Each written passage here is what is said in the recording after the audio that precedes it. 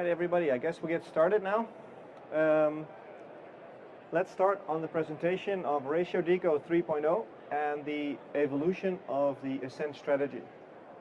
First of all, let me start by thanking you for taking the time to stop by and listen to my talk on this subject. I'd like to go over these points. Who is UTD? What is UTD? The history of decompression models. What is decompression illness? The goals of our decompression strategies, and what is DCI when it turns to DCS? What are contributing factors to DCS? We'll look at the building of the algorithms, the history of it. We'll talk a little bit about computers versus tables versus PC generated platforms, tables or software, and why we use Ratio Deco, and then we'll finish up with some questions. So without further ado, let's just keep it going. Who is UTD? Well, UTD is a diving organization, a training organization with roots in the DIR philosophy. I won't go into much depth in that, but you guys probably all know what the DIR philosophy is by now. It's Jeff Seckendorf, the guy over there, and the guy waving his hands over there. He's the CEO and founder of UTD back in 2008. And handsome fella beside him there, that's myself, Ben, and I'm the training director for UTD now since 2018. Our focus is training the way we dive and diving the way we train. And it sounds a bit like plan your dive and dive your plan, and we take that really, really literally. So when we do our training, there's no such thing as a training dive. All the dives are real dives, and it's just simulated scenarios, but all the reactions should be the same. Everything else should be exactly the same. So we are proud by setting a trend time and time again. We've been teaching neutral buoyancy from day one, so there's no touching the bottom, no kneeling, not even on the first minute of an open water class, not even on Scuba experiences. We do not touch the bottom unless we stand on the bottom to take on our fins. Other than that, everything is neutral, everything is hovering, and that's what we practice and preach from day one. We've had online teaching materials on an e-learning platform since 2008, no books. It's better for updates, because once you purchase materials, they'll have lifelong updates coming at you every time we change something. A good example is the Ratio Deco strategy, because we've changed that along the way, because research changes, and more on that later. We've had side mount and CCR integration into a DIR concept also since 2009, and I'm proud to say we've been copied and imitated many times over, and I think that's the biggest form of flattery. And then we have recently developed a coaching program for our scuba diving clients and industry and instructors, and Jeff did a talk on that yesterday, and you'll find that talk on our podcast channel. We released it on our podcast, and it'll be on our YouTube channel also if you've missed it and you want to see that again. And so that's a little story about UTD. Other than that, it's just a normal training organization that has all the standard courses that you expect from a training organization, but we have one consistent path in training. So when new divers come to us or come to our instructors, it's very hard for the diver and the instructor to know what is their goal. You never know. You might end up thinking cave diving is exciting, or technical diving, or underwater photography. It doesn't really matter. But the fact that we teach one consistent way of planning the dive, hand signals, fitting techniques, equipment awareness, all that sort of stuff stays consistent. So all you need to do is build on top of things you've learned already. So we'll never be in a position where, well, we use this hand signal in this class for that scenario, but if you now want to come over here, you're going to use a different piece of equipment, a different hand signal, and that's not the way we do it. Everything is consistent from day one to day zero. So if you end up on a rebreather in a cave, or you start as an open water diver, everything is the same. And that's very nice. All right, let's get into decompression stuff. So a little bit about the history of decompression. Decompression has been on our minds way before we started scuba diving. Back 356 BC, Alexander the Great era. They've been diving using bladders, using upside down submersible goat skins to breathe off of. So we've been trying to explore underwater for many years, and dealing with decompression as a result of that. Later, we've actually dealt with decompression sickness way before we started scuba diving. Scuba diving came popular for us, the consumers, the sport diving world, as you might all know, in the 1940s, by Jacques Cousteau mainly. But in 1830s, Cochrane invented this caisson for building bridges in England, and they did that by pressurizing these tubes to the bottom of the bed to build the foundation of these bridges, and they were basically working under pressure, even though it was an air-filled gas tube. When they came out, they obviously decompressed, or more likely didn't decompress, and got decompression sickness. And that's where the name, the bends, was coined, because they would usually adopt this bent over posture to deal with the pain in their limbs and their joints and their backs. And that's where the word the bends come from, because of the bent over posture. Now, later in the early 1900s, Haldane developed the first decompression models, obviously, and was later, Workman was later furthering developing that system. But it wasn't until like the early 90s and the mid 90s a lot of decompression planning and algorithms were starting to pop up, but mainly for a very narrow demographic public. It was mainly Navy divers, which are young, fit male divers, usually, and that's obviously, when you look around, not really the demographic of a recreational sports diver. They're all ages and sizes. So that was perfect, but later, those models were adapted and developed for recreational scuba diving. It's in 1988 when DSAT came out with that blue recreational dive planner that's probably familiar to everyone in the diving industry.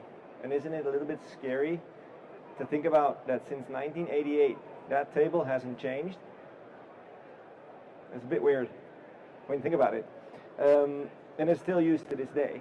But we now know a whole lot more about decompression and about diving than we did about back then. But it's still being used. And it's from the 2000s and onwards, obviously, many manufacturers have developed and adopted new algorithms like RGBM and VPM, and adopted modification of the gradient model to adjust for our decompression and to give the diver more flexibility in what we actually want to accomplish with our decompression, and take a little bit more of the driver's seat instead of just being a passenger or whatever was there. It's on purpose that Ratio Deco is not on this slide, because Ratio Deco is not an algorithm. Ratio Deco is a strategy, and we'll come to that in a minute. But before we go to there, I'd like to talk about what is the goal of decompression. What are our goals? When we go down on the water, we dive for a certain time at a certain depth, and then we ascend. We have to decompress the gases we've taken on. But why? What's the goal? We want to get, don't want to get symptoms? That could be a goal. We don't want to get bent? Well, in reality, every time you come up from a dive, you're bent, because there's residual gas in your body. So, per definition, that's residual gas is bent. So, do we want to be perfectly clean? Well, that will take a whole lot of time underwater, and it's just impractical and not necessary. So we have to find a balance between the risk we're willing to take with the residual gas in our system and the benefit we get by getting out of the water earlier than 3 hours of decompressing.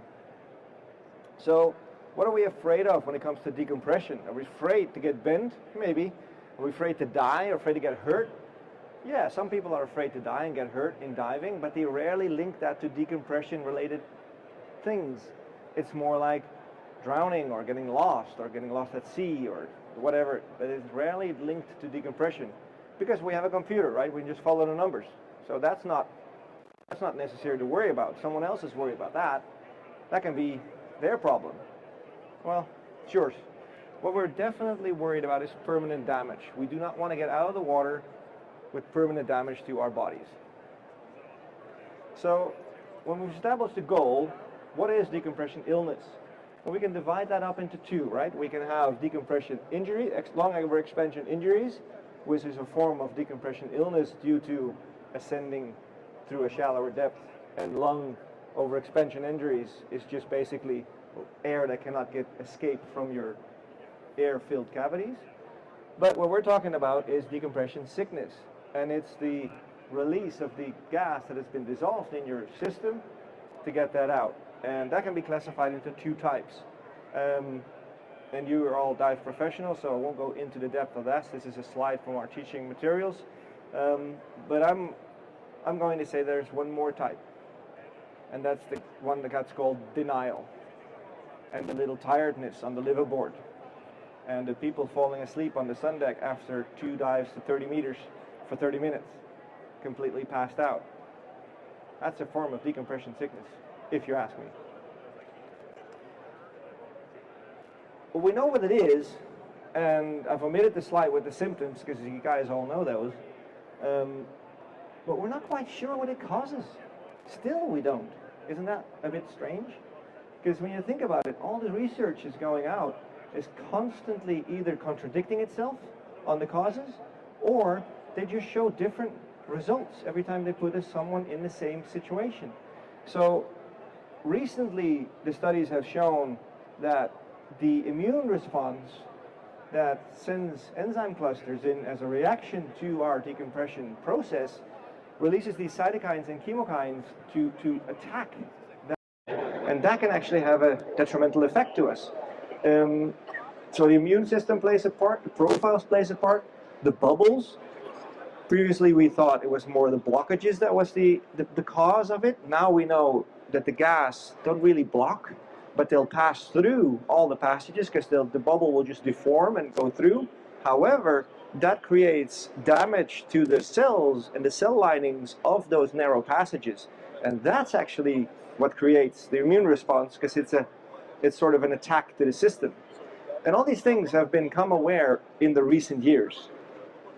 Obviously, thermal dynamics have been playing a big role, and it has become much more a forefront of the thought of many divers, that you have to think about your thermal exposure during a dive, right? We like to get into the water cold and exit the water warm, which in most parts of the country and the world is quite hard to do, because it's usually the other way around. You go in sweating like a pig, and you get out freezing. Well, from a decompression point of view, that's the worst thing you want to be in. So the invention of heating systems and just the knowledge about this, and just maybe a different thought about how I approach my getting ready for the dive may change, and that helps.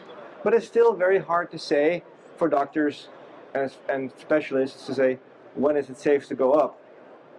And it has mostly to do with what's written here: physics versus biophysics. The tables that have been developed, and we'll look at that in a minute, are mostly based on either maths or in vitro gel experiments.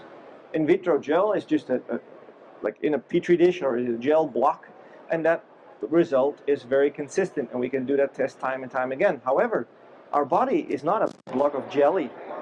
It's a living organism with differences, and recently all sorts of stuff have come in, like the immune system, but also HRV.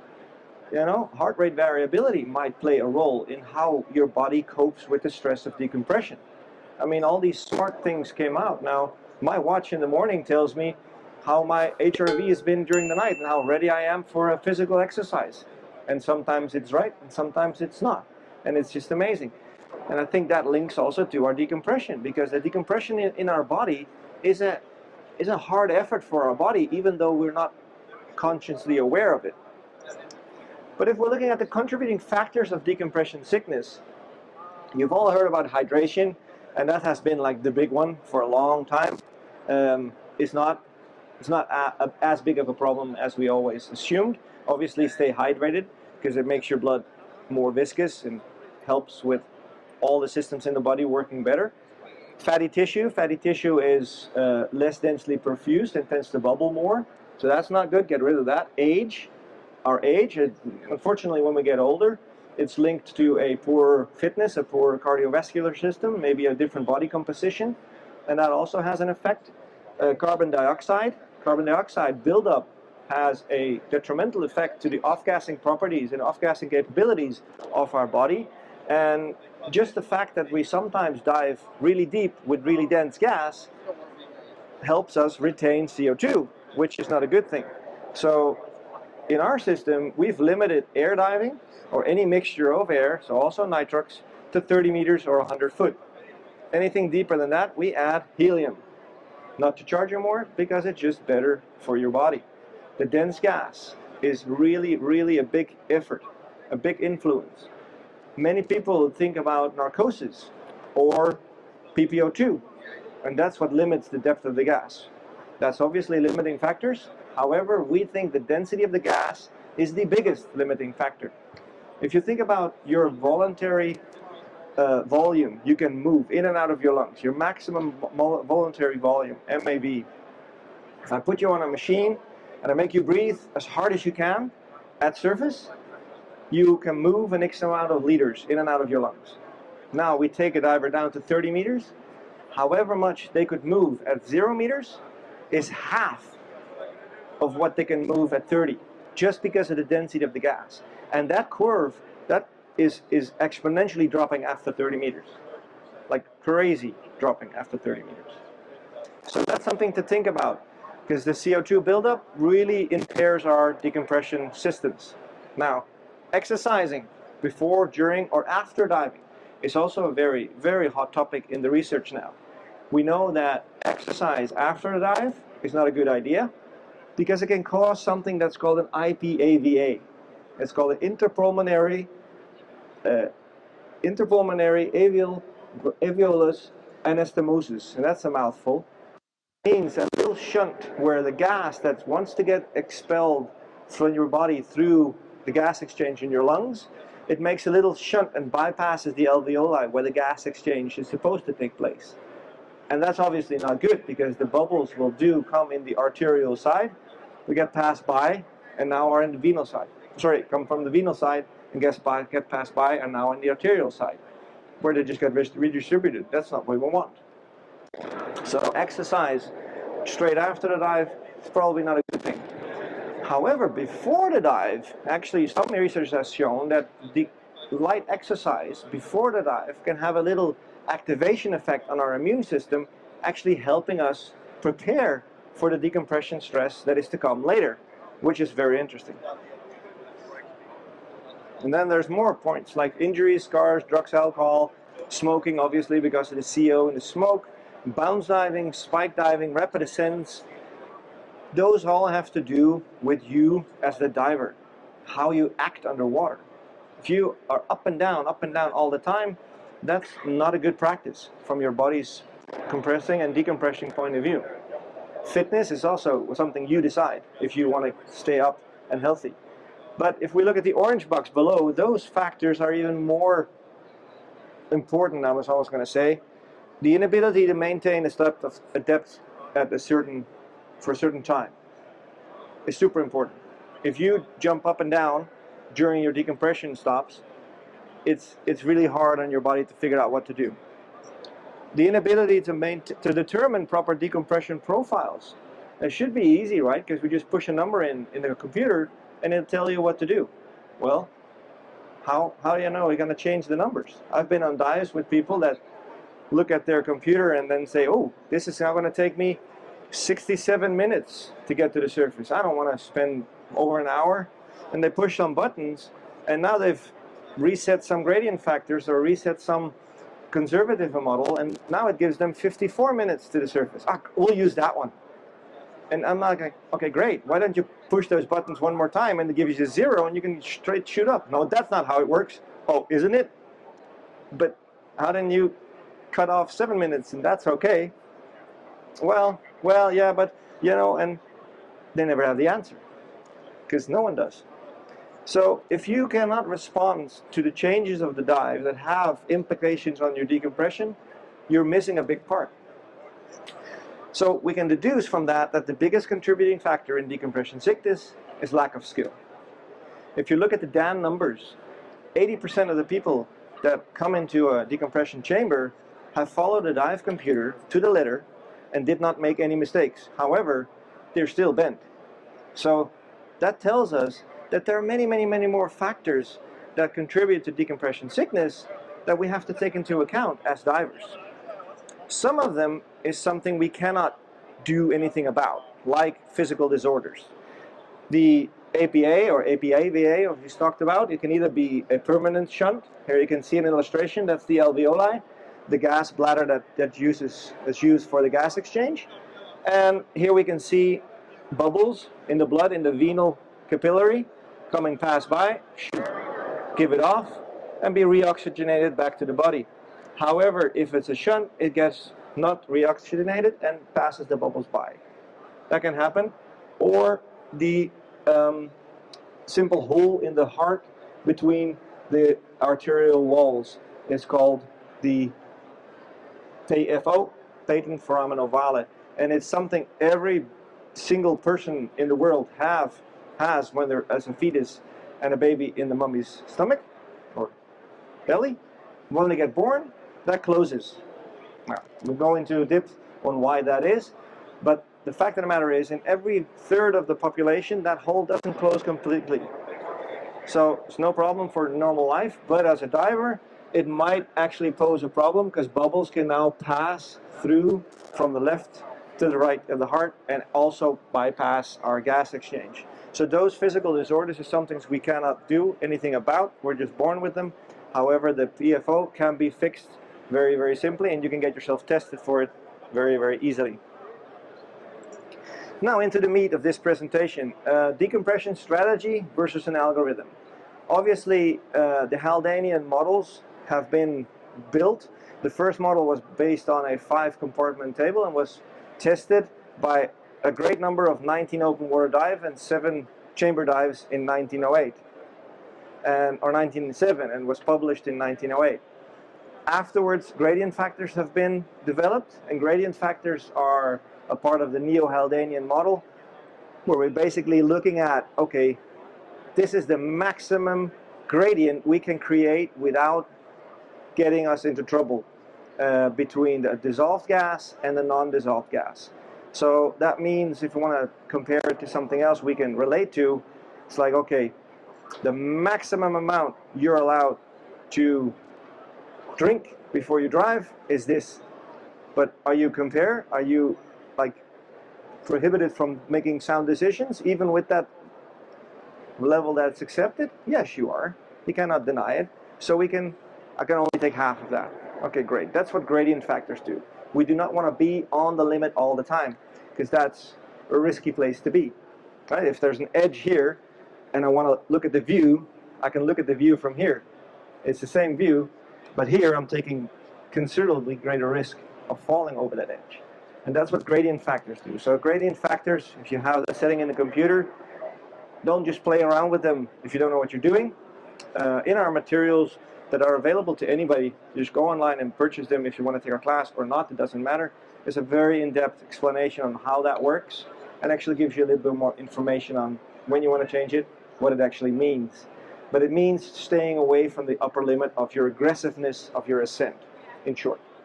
Then, obviously, reduced gradient bubble models, a similar thing, was developed by Bruce Winke and adopted by some manufacturers in the scuba industry on their dive computers.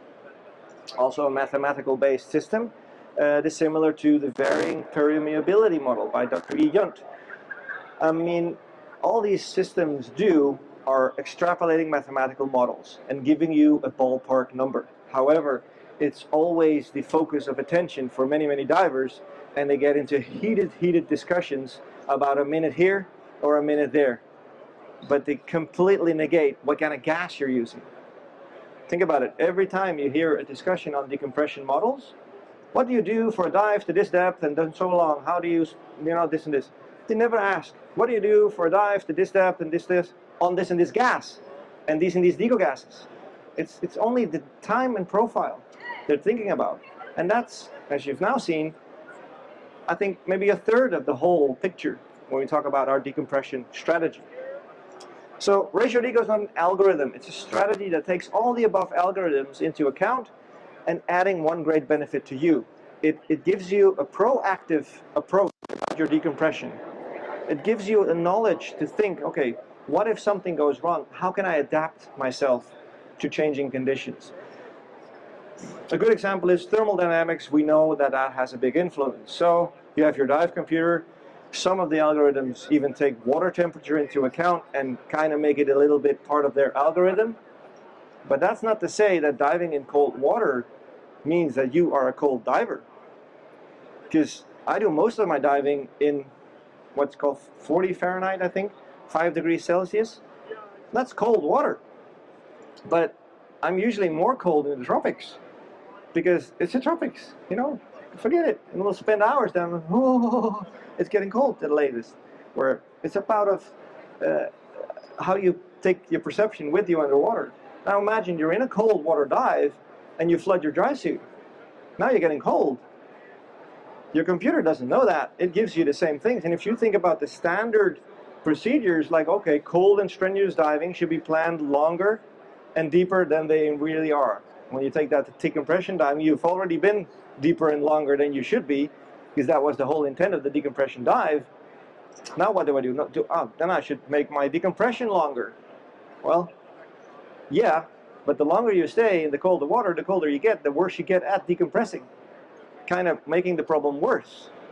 So what you could do if you have the knowledge is say, I make a logical and calculated risk versus benefit choice underwater. It's like, okay, think about back when we're talking about these half-lives we read about in the book somewhere.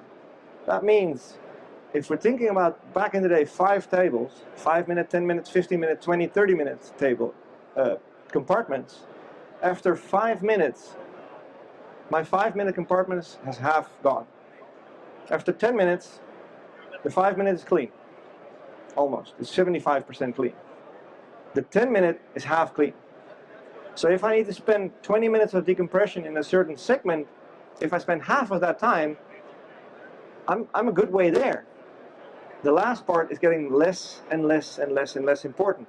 And for those of you who dive rebreathers, and you do decompression diving on rebreathers, you can actually feel that. Because when you come from a deep, long dive to the first decompression stop, you feel like you gotta constantly add oxygen to that loop because your body is actively, really aggressively off-gassing those first faster compartments. And it slows down. Eventually, after half of that stop depth, you'll find that, hey, the loop is not as aggressively expanding anymore. So that's nice. And that's actually a very nice and, I say, practical feeling of decompression happening in your body. So by giving you the knowledge behind these algorithms, it gives you the knowledge to make a decision when something isn't going as planned. Here we can see a little bit of a explanation of that. So you see, the first time frame gives you 50%, right? The second time of that gives you 75%. So if we're looking at a 20-minute compartment, after one time, 20 minutes, this has half decompressed. After 20 minutes more, it's 75 decompressed. 20 minutes more, 88. 20 minutes more, 94. So by just looking at this, it tells you it's mathematical, because we'll never get to 100%. However, we do physically get to 100% eventually, but the math won't let you. So, and here is a depiction of that gradient factor we talked about. So it can be the M value, the green value, that's the upper limit. And here we have ambient pressure, and the difference between those is where we can put our gradient. So we can pull a bit away from that aggressive line.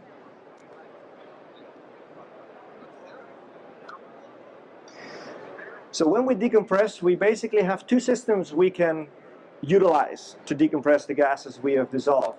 We can either use the gradient, and that's basically a gas differential pressure of the dissolved gas and the non-dissolved gas, and we can do that simply by going up, by ascending through the water column. The pressure will go down, and will create another form of gas transport. Now the gas has been dissolved, it's starting slowly to work out.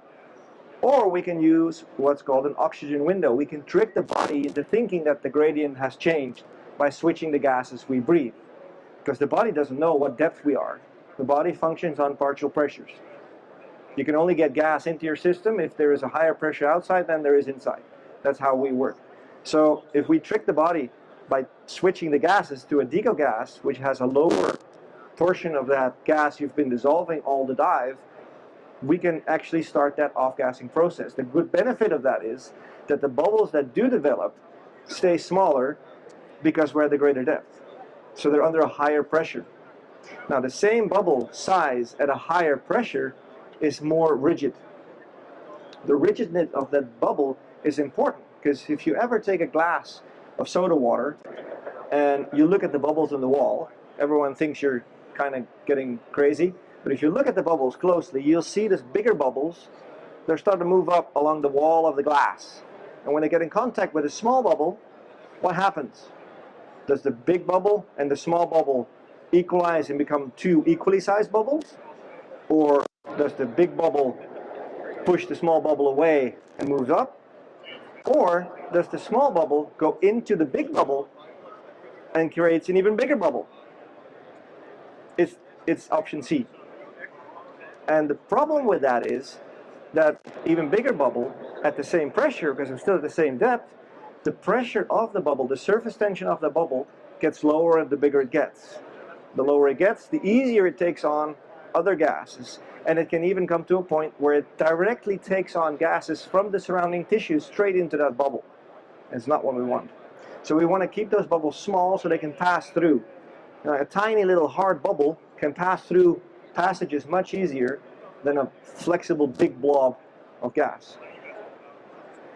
So the analogy we like to use is the train station analogy.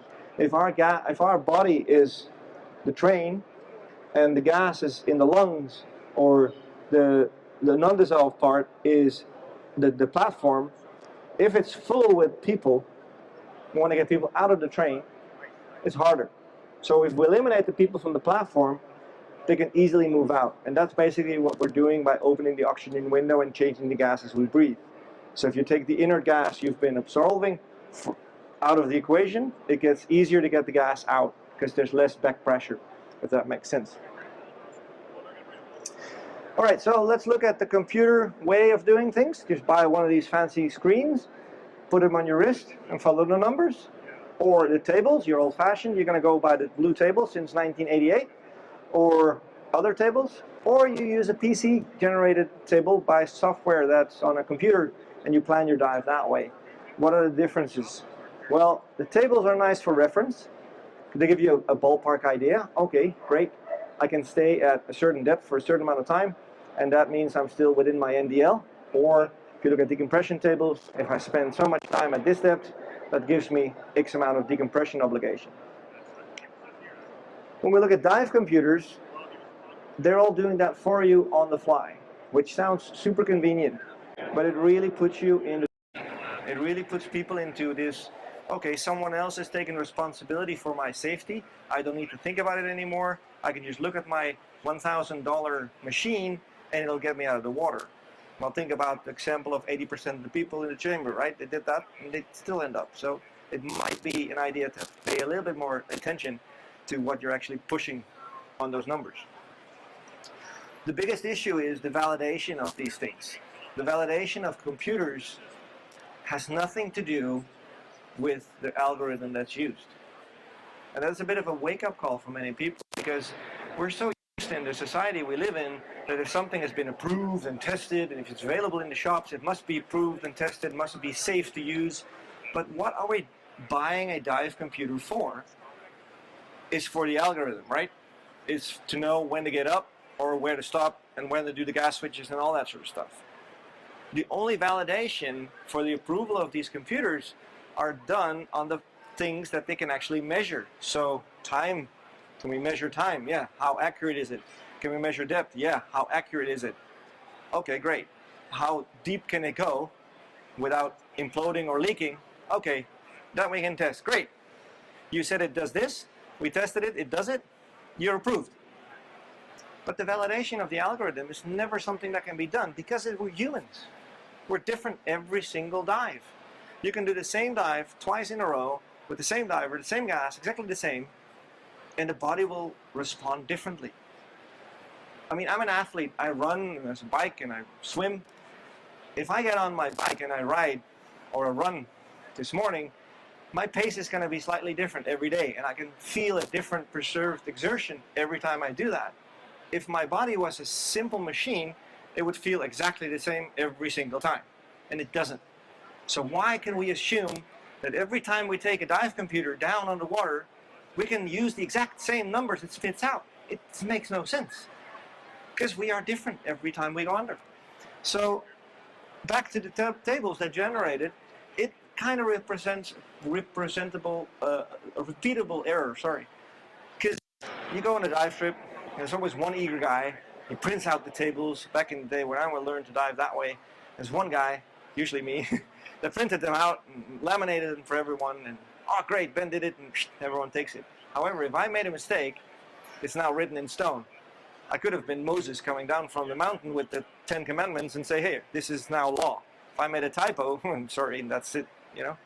No one thinks twice about it. And think about it, this is how we're wired. How many times do you fill out a form where you have to put the date in the first part and the date later on the form again? For the first time, you look at your watch. It's like, oh yeah, it's the 2nd today.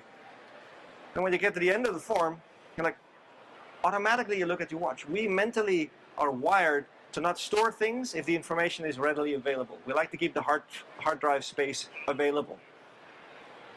Look at people that don't wear watches. If you ask them the date, they know it by heart.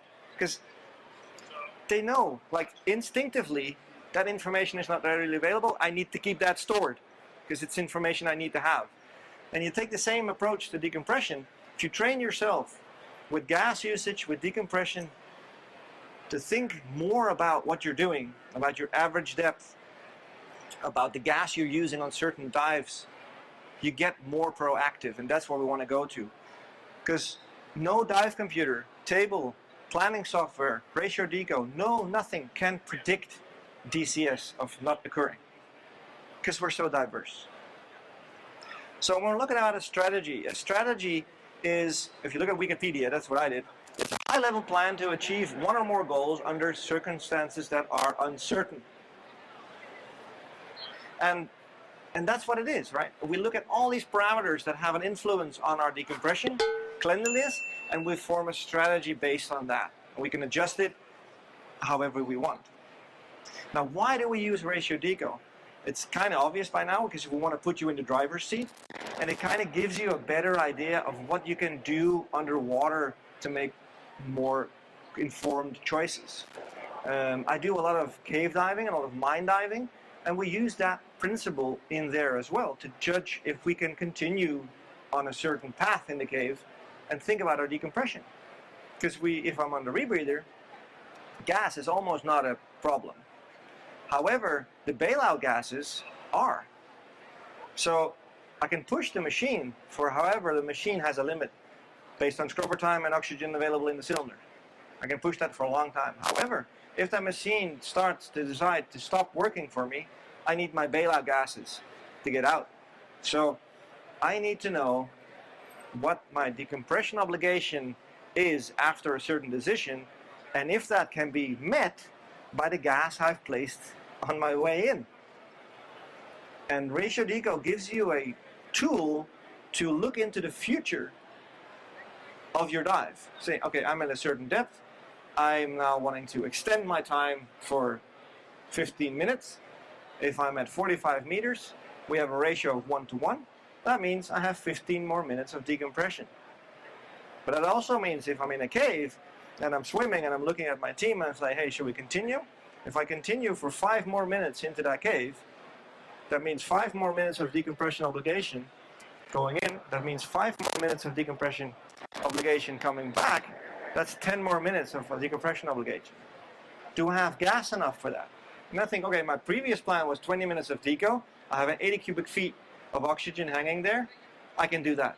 Great. Now we can do it. There's no computer that can tell you that underwater. There's no computer on the market that you can push a button and add that. There's certain computers that can add like a 5-minute extra or 5-minute off, but it still doesn't tell you the gas. It only tells you what your extra decompression obligation is. You need to do the math about the gas. And the Ratio Deco, one of the strongest points of Ratio Deco is that it combines those two.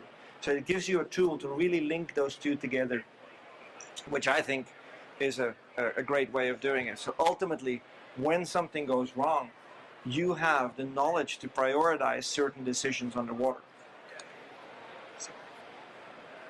Before we go to the questions, the reason why it says Ratio Deco 3.0 is because we've changed Ratio Deco now 3 times. Aren't we creative in our names?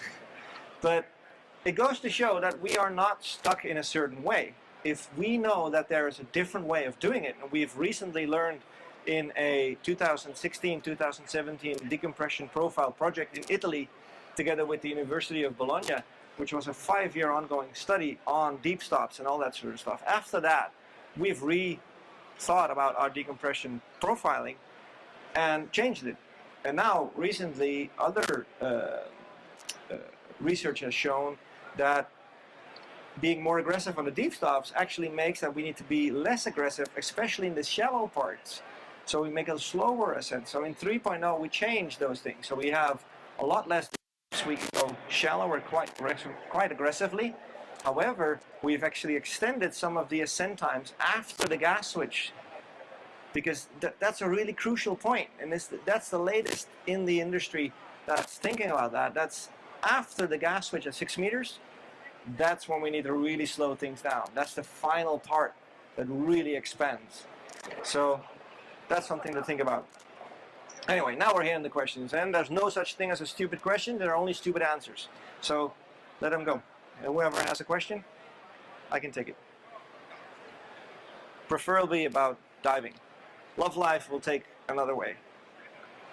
How does that work in regards to how the original recreational dive planning was set up when you were stating do your deep dives first, Yeah. comparative to taking deep and shallow? Yeah. So how in relation has that changed that concept? Good question. Okay, this gentleman, Alan? Alan, asked, how has that changed when we think about the early days when we're saying, okay, you do your deeper dives first and then your shallower dives afterwards? They were based on the fact that we come out of the water with some residual gas. And the deeper we dive, if we take for a short period, it's mostly the faster tissues we're looking at. So we get rid of them also quite fast. However, a deep dive that's short has a different influence than a long dive that's shallow. The long dive that's shallow could actually make you need more decompression on your ascent than the deep short dive, funnily enough. So we kind of gotten away from that philosophy.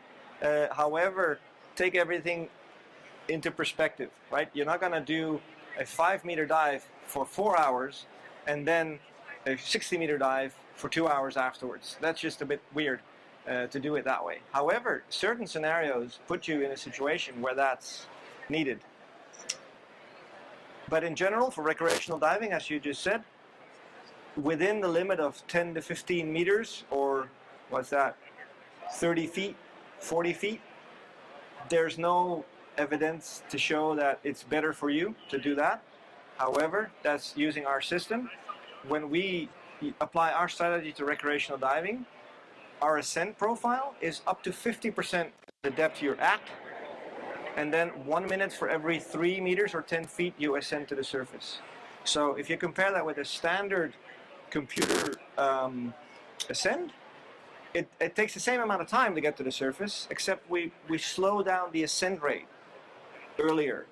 So it's not so much as stops, it's more of, okay, we ascend to 50% on 10 meters per minute, and then after 50% we ascend with 3 meters per minute. So we're basically slowing down our ascent rate.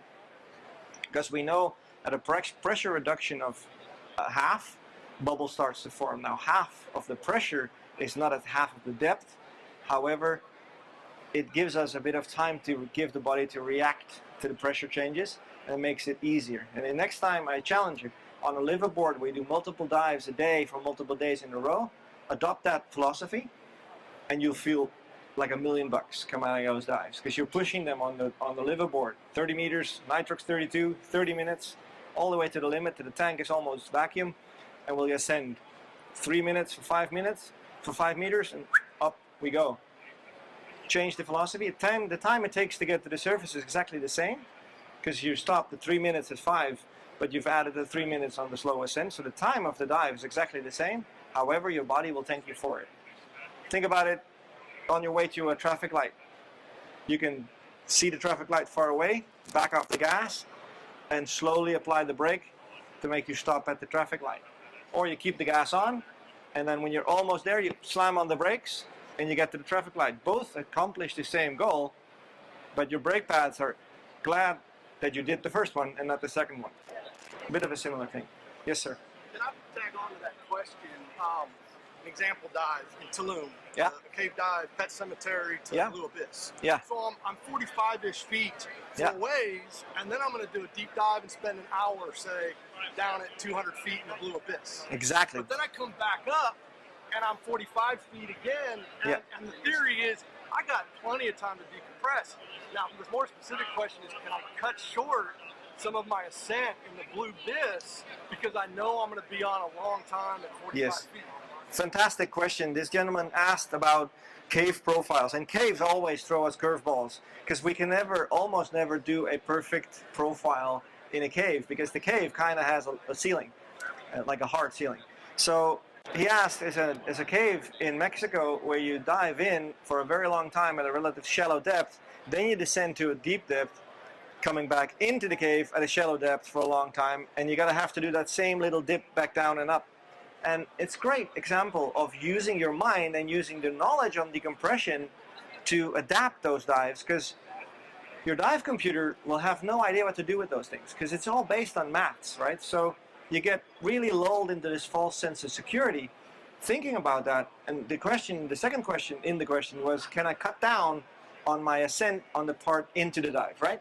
Because later you're going to go do the same thing, exit the dive. I'm going to say, think about the gases you're going to use. So you might be wanting to take some gases for that, like dip up also. So you keep your partial pressure of the gases, of your oxygen specifically, the same way. So you kind of start to try to mimic a rebreather dive. Because that's the advantage of the rebreather in that scenario. I can just adjust the PPO2, right? Normally, what would happen is the decompression gases will be staged on that dive, and you basically go down to the depths and do a decompression on your way up without on the bottom gas, and continue and come all the way back, do the same thing then, and then you have your deco gases available. So you might want to take the gases also on the inside if you want to do a long exposure there. And there's different caves all over the world. In France, there's one. The entrance is at the surface almost, goes down to 30, and then goes all the way up to 12 and stays there forever. Similar thing. And that becomes interesting when you take gas planning into account as well. Because the reserve of the gas has to be planned from the deepest point. And it's very tempting, because you're in the shallows, to just use all that gas. And it's like, jeez, do I really have to reserve 1500 psi or like 120 bar? Damn. But when you're sharing gas from the deepest point trying to get out with a buddy, yes sir, you need that gas. So I hope that answered the question a little bit. These things are always hard because those are the outliers of what we know, right? We never answer those questions from a scientific point of view because it's such a small little niche dive, and that makes the whole decompression theory interesting and something that every diver should pay a little bit more attention to, I think, than just buying a fancy dive computer. Now, don't get me wrong, I use those because the screens are fantastic and the data afterwards are fantastic. But think about what it does. Don't just go and change numbers to cut 8 minutes off your deco. More questions? No? Yeah? Not anymore. You were talking about the O2 window. Yeah? 20-foot deco versus 10-foot deco. Yeah. And if I've got the option, based on what you were saying, it sounds like I'm better off staying at 20 feet. Yeah. I finished my 20 feet, my computer clears me to 10, so I could go up to 10. Yes. But based on what you were saying, maybe I'm better staying at 20. Well, yeah. With smaller bubbles, more efficiently off-gassing. It's a double-edged sword though. The question was about decompression in the final parts on oxygen at 20 feet or on a partial pressure of 1.6, which is generally accepted as the highest level of partial pressure we want to accept. in the decompression part. So the question was, if I then finish my deco at the 20 feet level at a partial pressure of 1.6,